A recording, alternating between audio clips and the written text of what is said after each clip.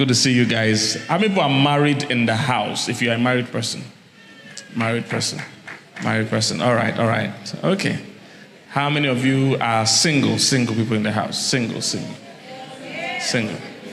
Okay. How many people are, it's complicated.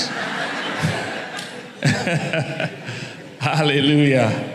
It's a category. But I'm glad to be here, Pastor. Love your church. Love what God is doing. All the members of Supernatural Life, can you appreciate yourselves? Amazing. When I come to a place, I'm not really looking at where they are now. I'm looking at the spirit of the house. All right? The spirit of the house matters. With the right spirit, there's no limit to where you will go. And I love the spirit I see in this house. I love the spirit of the house. Hallelujah. So I want you to get ready. You and Pastor Fumi, get ready. God is going to do amazing things with you guys in this city. God will make room for you here. In the name of Jesus. God will use you to reach a lot of people, turn a lot of people's life around, and make a clear statement for his kingdom. That will be your portion in the name of Jesus. Supernatural Life Church is blessed. In Jesus' mighty name. Crisis marriages prioritize getting married over getting along. Getting hooked over getting along. Getting married over getting along. There are two different things. Getting married and getting along are different. There are many people that want to get married but don't get along. Getting along, which is the relationship itself, is more important than the union, than the fact that we are married, than the status. They are more interested in getting married than getting along. They prioritize getting married than getting along. On that most common question I receive, in fact, this one is the most common. I receive it literally every day. Literally every day. Pastor, there's this girl I like. I send her money. I send her credit. I even send her the phone. But she doesn't call me back. She doesn't text me. She doesn't respect me. What should I do? Oh, there's this girl. I love her so much, but she's very abusive, disrespectful, very annoying, very stupid. What should I do? Oh, these girls too, the women are very interesting. Pastor, there's this man. He cheated on me. He beat me. He cheated with me. He cheated behind me. He cheated in me. He cheated with me. He slapped me. He beat me. What should I do? What should you do? Like how? It's obvious. You are not getting along. There's no need to get together if we are not getting along. It's the getting along that makes us get together. Many people focus on the getting together when we are obviously not getting along. One lady sent me a message. Say, Pastor, there's this man. I've been dating him for so and so years. I even live with him in the same house. He said, but he always beats me. He always shouts at me. Always insult me. Doesn't believe in me. Even one day, he brought on that girl to the house. Sent me to sleep in the parlor. She and the girl slept in the room. Pastor, what should I do?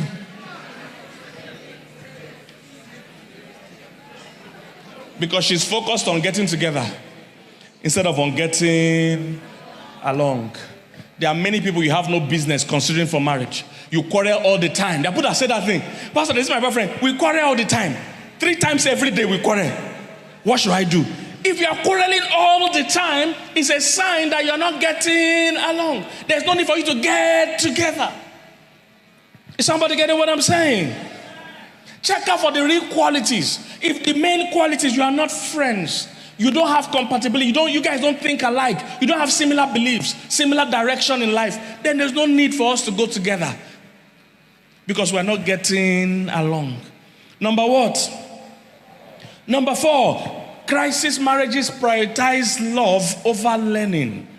They prioritize love over learning. Tomorrow I might talk a bit about this. Do you know there's nowhere in the Bible they say you should marry who you love? They only say you should love who you marry. I don't know if somebody heard what I said.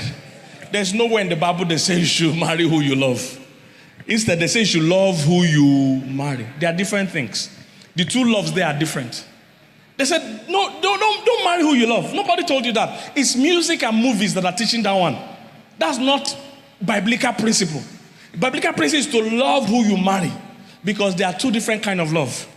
What they are saying in simple terms is that before marriage, love with sense.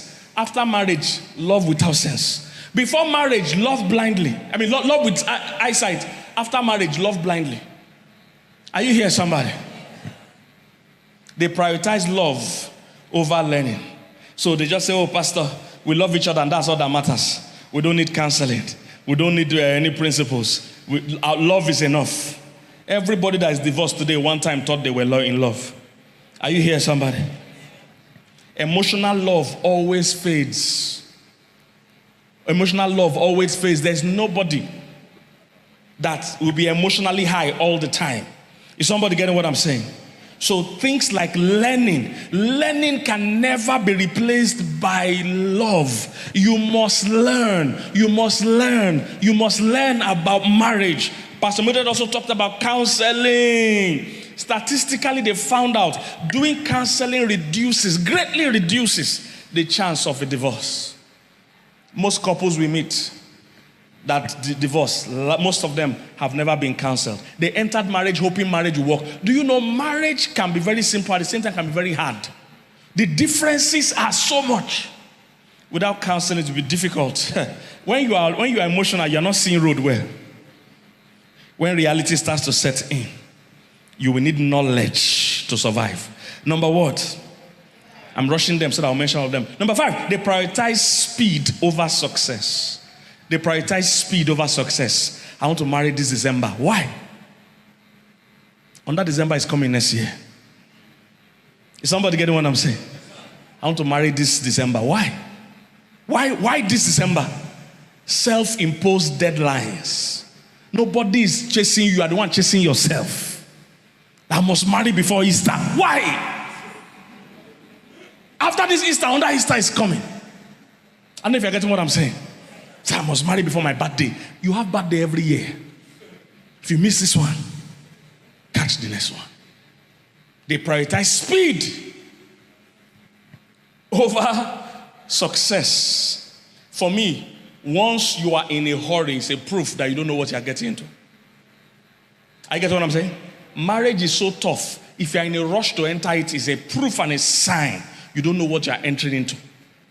It's rare to see. It's like when Boko Haram first started in Nigeria and they were sending soldiers. So one of the first times they called soldiers, they didn't come. They resigned. When they head where they are going. That's how marriage is. If you know where you're going, you will go with solemnity, you will go with seriousness, not with excitement. Because it's tough work. You are laying down your life for another human being. It's tough work. Even Jesus Christ did not go to the cross with excitement. He said, if it be possible, let this cup pass over me. He said, nevertheless, your will. So it was out of obedience, not that he was excited. Is somebody getting what I'm saying, sir? And marriage is something similar to that. You are going to lay down your life. You are going to serve another human being with the hope, no guarantees. It's with the hope that he too will serve you. I don't know if you get what I'm saying. That's marriage. You are entering with the hope that he will serve you. He might not serve you. She might not serve you. But you must still be doing your part. When I see people that prioritize speed, see, time has so much power. Time helps you know each other better. Time reveals deceit. Nobody can deceive you for a long time. When you allow time, it allows things that are hidden to be revealed. Time allows things that are hidden to be. Time also allows you grow. Some people, they are in the right relationship, but the timing is wrong. I don't know if you get what I'm saying. Are there times in your life you felt, if you were in this opportunity some years after, you would have used it wisely? Has it happened to you before? Because you can be at the right place but at the wrong time. So allowing time helps you grow. Allowing time helps you grow. Is somebody getting what I'm saying? When you grow, you let go of some things that you were holding like serious before. You're able to manage it better. When I see people prioritizing speed over success, it's proof. Just like on the highway, it's the same with relationship. Speed kills. Are you here, somebody? And whenever I see people that can't wait, that sentence, I can't wait, is a sign that you won't make it in marriage. Because you know what? In marriage, waiting is what we do. They call it long suffering. It's the senior brother of patience. Are you here, somebody? So if you say I can't wait, then you can't do marriage. I can't wait, people usually can't wait also inside the marriage. Impatience follows you everywhere. If you can't wait before the marriage, you can't wait inside the marriage. As a rule, I was telling my counselors today when I was doing a training with them this morning, I said everybody that has twisted us in church to wed them at their own time and not in their allotted time, they usually don't last in the marriage. Because what they lack is patience and endurance and stamina. That's why they couldn't wait before, they can't also wait after. One of the guys that pressurized us and twisted us, we told him, because we have allotted time. Marriage counseling takes in our church. We said, wait the full time. He said, no, he has booked all. He has done this one. He twisted us. He changed counselors. He has even said already, we got to know after, that if we didn't wed him, he would have already gone to arrange other people that come and wed him. But that his date must hold. He twisted the whole church. They finally wedded him. 2 months after. 2 months. He had moved out of the house. 2 months after. He couldn't wait before. He couldn't wait after. Number what?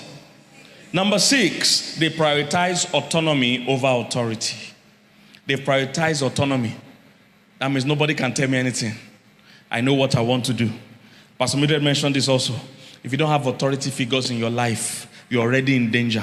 In the multitude of counselors, there is safety. You must have people you fear and respect. Both of you must have people you fear and respect. Don't marry someone that has no mentor. Don't marry someone that has no authority figure in their lives. The way God structured life, you must always have people over you that can speak into you.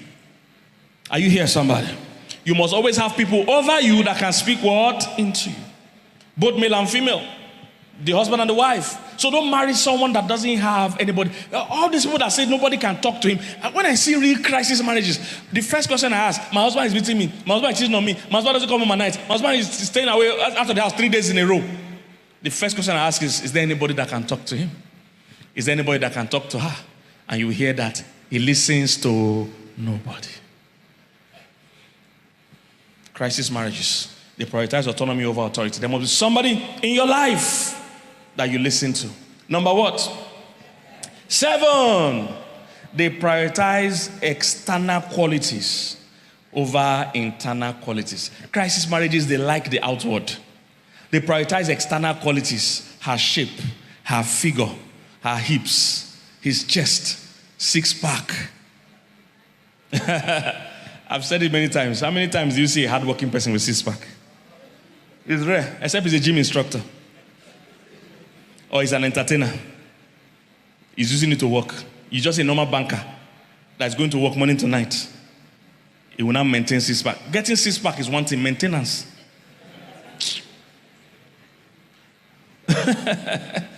Most successful people have 1-pack. Amusement pack. It's 1-pack, one big pack. Praise God. Are you here, somebody? Crisis marriages prioritize the externals. Girls, listen to me. He must be tall. Girls don't use height to see tall people. Why? What's your problem with this height? Pastor, for many women, tall comes before God-fearing. So what do you want to say? Tall, dark, handsome, then later God-fearing. Number 4. Tall is number 1. This tall. How many marriages have you seen that succeeded for 20 years? And you say, what's the secret? He says, my husband's height. This is height. Is what's helping us. Have you seen it before? So where are you getting this height issue from? All of you want to marry tall people. Who will marry the short guys at the back there? Are you here, somebody? Who will marry the short guys? It's wrong priorities. They are prioritizing the external over the internal. How many marriages have you seen that is working because of height? This is our union where we're compatible. What's helping us? Have you seen it? I've not seen one. I've not seen one couple share a testimony that the reason we're strong. This is our 40 years anniversary. Mommy and daddy, what's the secret? Say, if I tell you, you won't believe. It's your daddy's height. It's what's keeping us. Nobody. Please, can somebody tell me one benefit of height in a marriage? Say, it can change Bob.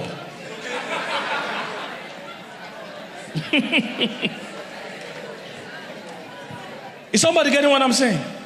Of what use is a tall man that has no character? If he's tall, he has no character, it means he can give you knock easily.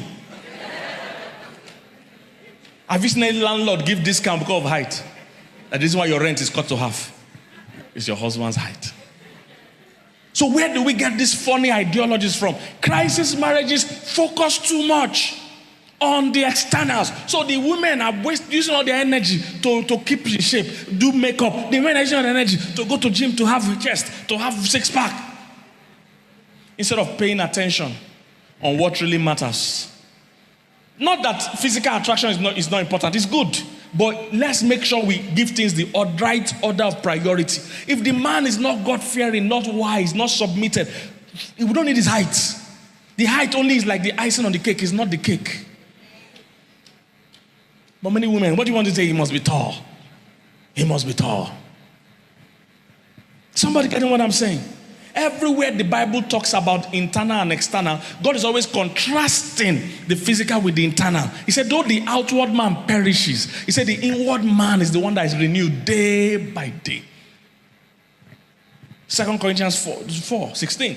If you look at 2 Peter 3, verse 3 and 4, it says, let your adorning not be the outward adorning of plaiting of hair, of wearing of apparel, of all those things. Let it be the inward adorning of a meek and quiet spirit. So everywhere, God is contrasting outside beauty with the inside beauty. He's trying to tell us that outside beauty is okay, but inside beauty is more important.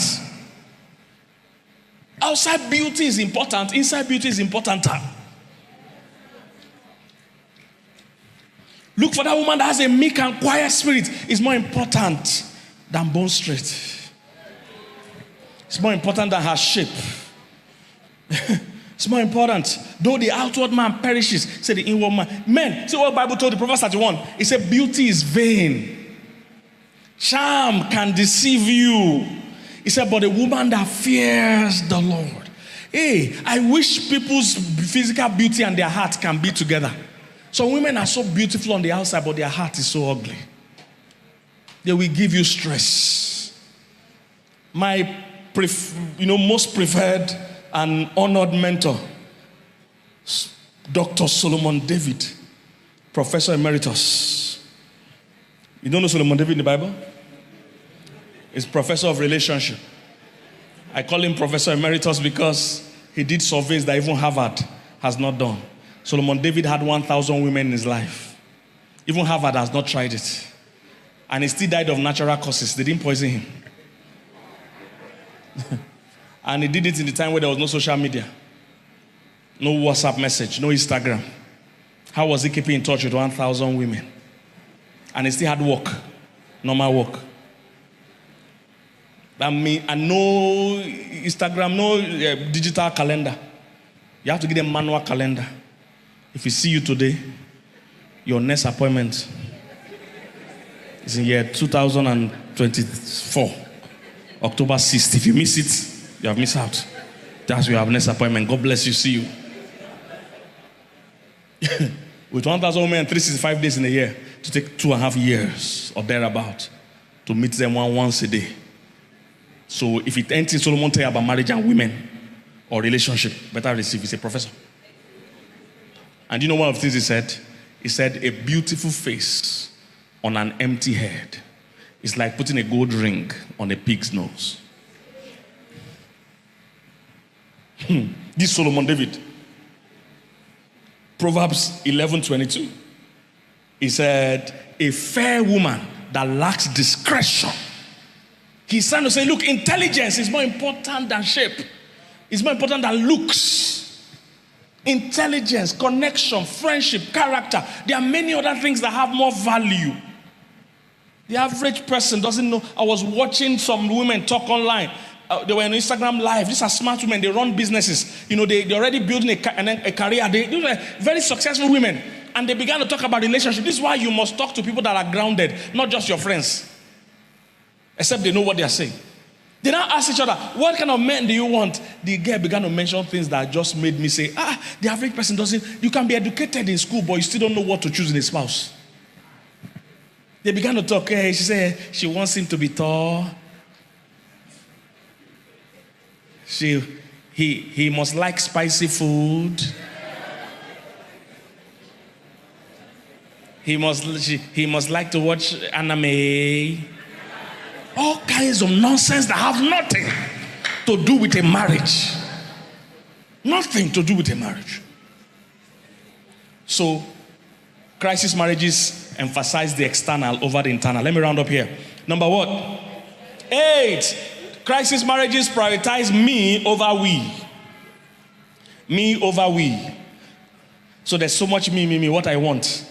Why do most couples, their serious quarrels start from planning wedding? And why does it happen? Everybody wants something they want. They're not thinking of we, they're thinking of me. If you think more of we and less of me, quarrels will reduce. If you're asking what do we want, what do we make us happy, not what will make me happy. Selfishness that destroys marriages. Many people that marry don't understand that from the day you marry, you are now one with your spouse. You can't be pleasing your extended family and be displeasing your spouse. You say, my family want big wedding. No, it's what do we want? Let's have 30 people on the train. No, me, I want 2 people on the train. We. Let's focus on we. If we are always looking for how to make we happy, it will be better than making me happy. In most marriages, one person is happy, the other person is depressed. And that's not how life is meant to be. Crisis marriages prioritize me over we. Number what? 9. I have just 10, so I'll soon close. Number 9. Crisis marriages, they prioritize intercourse over interview. They prioritize what? Intercourse over interview. When you are dating, all these things are for when you are dating, okay? When you are dating and in a relationship, please don't focus on intercourse. Instead, focus on interview. Your dating period is a time to talk. It's not a time for sex. Many people are busy with the passion, with the sex, and they are not talking. Sex doesn't help a relationship, it destroys it. The moment you include sex in your relationship, apart from the fact that it dishonors God, you have changed the trajectory of the focus of that relationship. Emotions has a way of blinding you from the facts. What you should be doing during courtship is having strong conversations. How many children do we plan to have? I've seen these small things break marriages. How many children? If I don't have children, what will happen? Because that's the reason why some men want to go and cheat and marry another wife.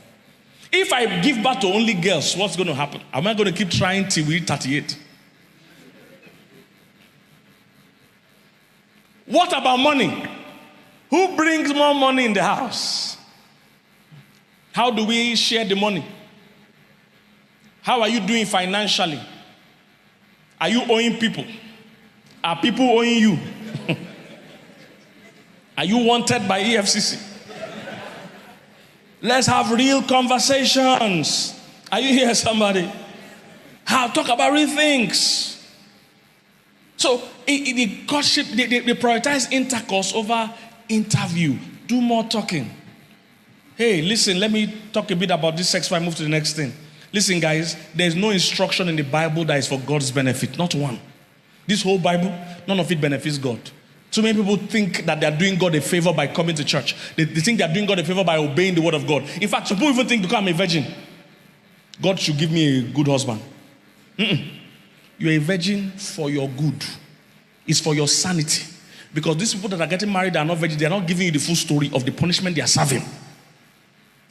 Is somebody getting what I'm saying? Because there are people like, Pastor, I'm married as a virgin. Why is my marriage not working? Because you didn't learn about marriage. If you're a virgin and you go enter a car, you not learn driving. Will you drive well? So I'm a virgin. That's why this car must work. No. Is somebody get what I'm saying? There's no instruction in scripture that is to benefit God. Not one. Every instruction in scripture is for you. It's like Apple giving you, you buy Apple phone, they give you manual. The manual is not to please the owner of Apple. The manual is to please you that bought the phone. I get what I'm saying? If you read the manual, you will enjoy your phone. Not that they will enjoy, they will not come and give you extra money because you read manual. I don't know if you get what I'm saying.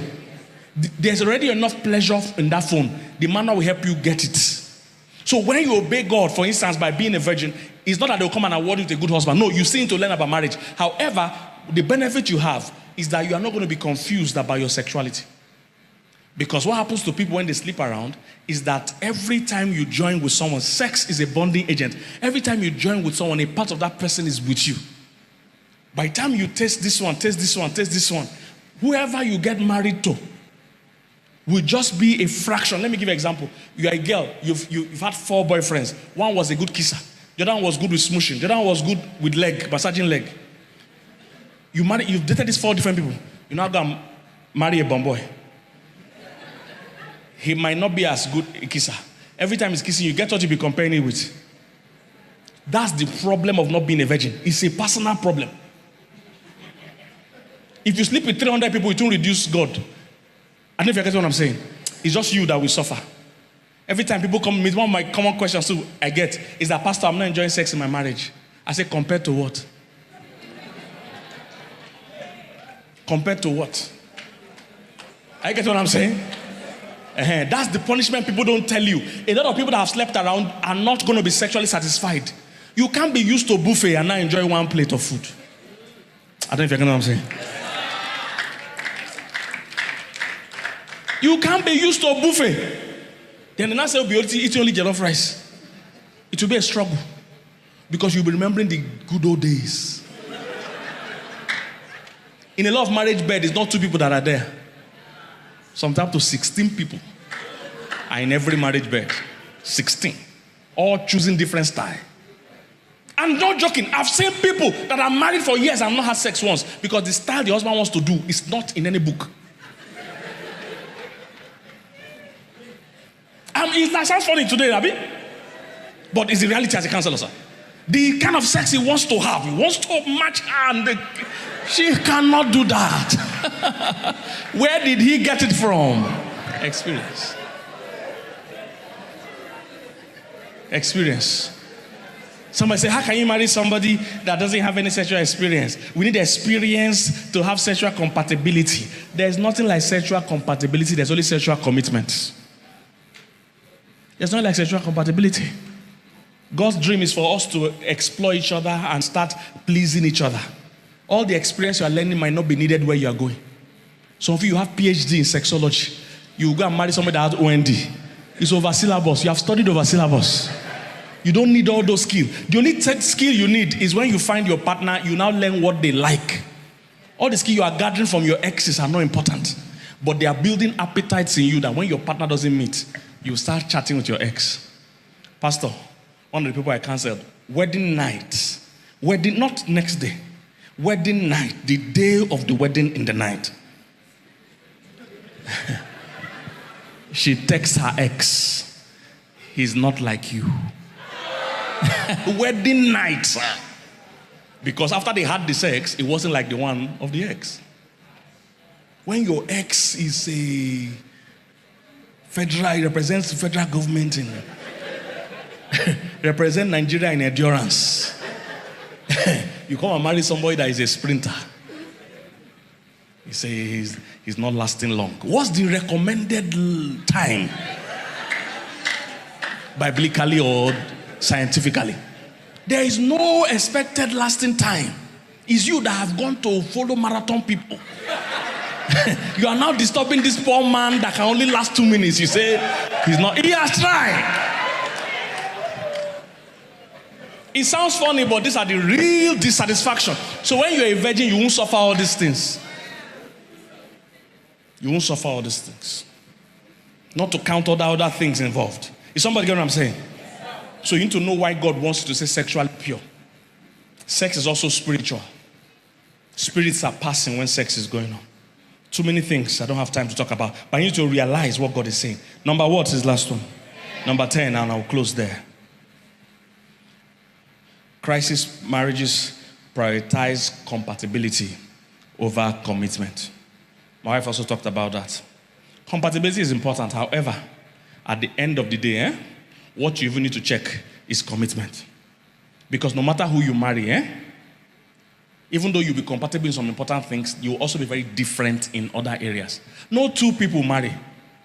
In fact, usually, that what pastor was talking about that I shared in your church I preach, usually opposites attract. Are you here, somebody? There are 3 things that will make us always different. Number 1, our gender. The fact that you are a man and you are a woman, there's already difference there. Men and women are different. The way men see things and the way women see things are very what? Different. Men are logical, women are emotional. Men talk for information, women talk for affection. Meaning a woman talks to you because she likes you, a man talks to you because he needs information. That's why your guys don't just call and say, hey, half a guy, I just check you. How you doing? No.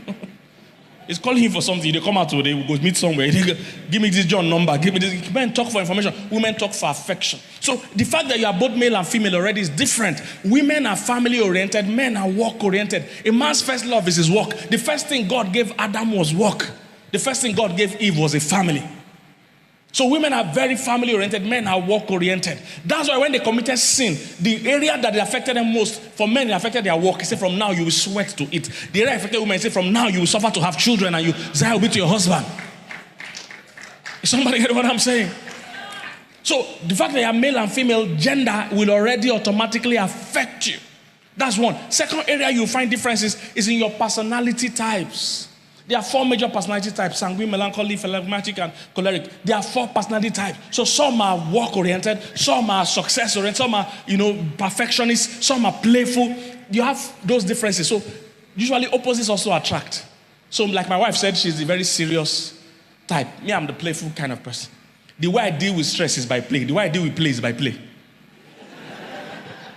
The way she deals with play is by seriousness. The way she deals with seriousness is by seriousness.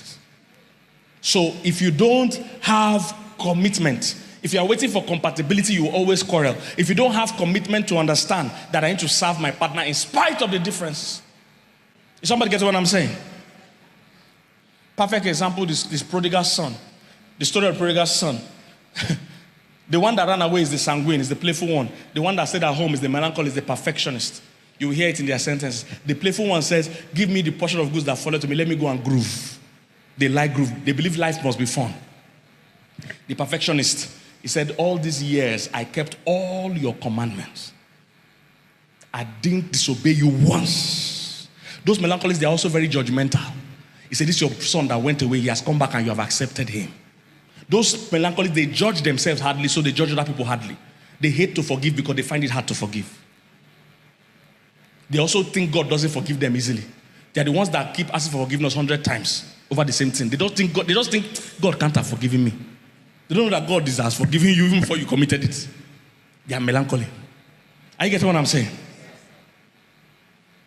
Apostle Paul, choleric, like success. He said, I pray in tongues more than ye all. When did they do the competition? But cholerics, they talk in absolutes and they must be the best. We have many cholerics both in the kingdom of God and even in politics. In America, there's one choleric that used to be American president. You always say, this is the biggest crowd. This is the biggest thing. Everything is going to be. Paul said, I pray in tongues more than ye all. When did they do the commission? He said, I labored more than ye all. They are like that, very competitive. So our personalities make us different already. So that's another thing. Third area that makes us different is our backgrounds. We all come from different backgrounds. Different upbringing, different childhood, different parenting, different environment. It affects us. Some people in the house they grew, insulting themselves is how they greet. Madman, you the craze, I swear. He's greeting. And if you give him the 5 insults, he says greeting. This boy the craze, that's greeting. In some other people's house, he said, he was insulting me. I feel very insulted. I'm not joking. Some people's house, they shout when they talk. They don't even know they're shouting. This boy, the man, so with that. So why are you screaming? He said, I'm not screaming. When I'm shouting, you know, this is just ordinary talking. I'm telling you, our background is different. There was a couple me and my wife canceled. The marriage is broken today. Do you know why? What part of the reason why the marriage broke? The woman said the man shouts at her. The man said, I'm not shouting. It sounds funny. The marriage is broken today as I'm talking to you. They've gone their separate ways with children. Everybody's gone. He shouted what she called shouting. One time, it was so bad she had to pee herself. Because in her house, nobody shouts. They all talk normally. It's like, how are you? God bless you. In that other guy's house, how are you? Is somebody getting what I'm saying? So no matter how much you marry somebody like you or you think you have things in common, you will also have a lot different. So you don't prioritize compatibility over commitment. Commitment is still the main key. Commitment is still what? Important. Because when those differences come, don't run away. Instead, stay and work on it. Stay and do what? Work on it. If you are dating somebody that's always threatening you with a breakup, that's also a sign that they're not committed. Any small thing. You came late. This can't work. Too much pepper in this food. It can't work. They are always threatening you with a breakup. That is a sign they will continue in marriage with threats. Look out for him. Don't marry a quitter. He quit school, quit church, quit department. They are joined 3 different departments in church and he always quits. He's a quitter. He will quit marriage. Are you here, somebody? He will quit marriage. Look for the commitment. Somebody that can stay and last and work on it. Not a quitter. Any small thing will threaten you. And I've always told women, if a guy breaks up with you, even if you're a guy here, if a woman breaks up with you, don't beg. Nobody breaks up with you at the spur of the moment. Are you here, somebody? Anybody that breaks up with you has thought about it before. In fact, he has broken up with you 3 months before in his mind. It's just his body with you, his soul has gone. He might already even be seeing somebody else or be programming somebody else. He's just looking for how to tell you. So one day you just match him. Say, you match me. I can't do this anymore. It's not the matching. It's over. And the guy will think, this is not the matching. Please, please. Don't beg when somebody breaks up with you. They didn't just break up, they've broken up since. Don't cry. Maintain your dignity. Say, I'm not doing it again. Say, thank you. It was great while it lasted. Give me my charger. Give me my charger in your house. His follow come charger. Give me, please, give me. I thought I'm bad. Give me, please. Don't beg, oh. Don't beg. Maintain your dignity. The small dignity you have remaining, maintain it. If you stay there and beg, hey, please, please. See, his friends already know he has broken up with you. They are all waiting for the outcome of that discussion. They've been asking him every day, you don't tell him, you don't tell him, you don't tell him. He has been saying, I'm waiting for the right time, waiting for the right time. So they are all by the sideline waiting. So you just match him. He said, I can't do this anymore. You're always matching me. It's over. They are waiting to hear how you reacted. So package yourself well. Say, is it over? Thank you. God bless you. May you find somebody you deserve. Give me my charger. Give me other things I have in your house. Carry your small dignity. Don't beg. Carry your dignity. And go. When you reach where your friends are. Cry very well. Sit down, remove your wig. And cry. Hallelujah. Have you been blessed this evening? Come on, give the Lord a big praise. Would you celebrate Pastor Kingsley for me? Come on. Amazing, amazing. Thank you so much.